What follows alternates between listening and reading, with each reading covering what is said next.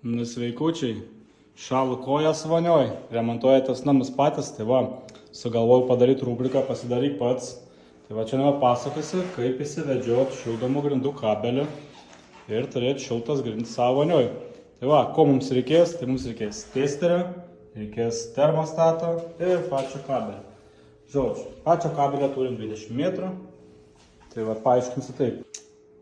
Tai va, ką pirmą reikia padaryti, reikia įsimatuoti kvadratūrą. Kvadratūrą matuojam taip, ilgis iš pločio, gaunam 3,62, atimti vienas kvadratas tam, kad įsimeta ten kriauklės zona, dušo zona ir tualetas ir taip toliau. Ir tada iš to 2,62 padalinam laido ilgį ir gautas atsakymas yra, koks bus tarpas tarp laidų. Tai va, pradžią dažniausiai darom 5 cm arba 10 nuo sienos. Ir va taip įsiskaičiavę išvedžiojam.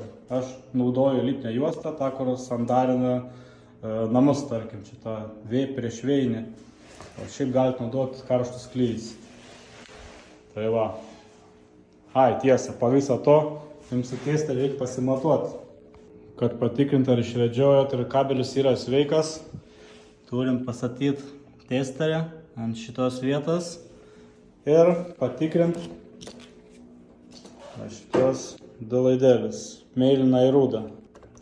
Tai va, rezultatas yra 272. Jeigu matomas rezultatas testerio ekrane telpa į šitas normas 2572 ir 292, vadinasi viskas gerai su kabeliu ir galite betonuoti ant viršaus ar ten klieti išlyginamai. Jeigu aš jums apgavau, tai žinokit, man irgi apgavo elektrikas. Tai va, geros dienos.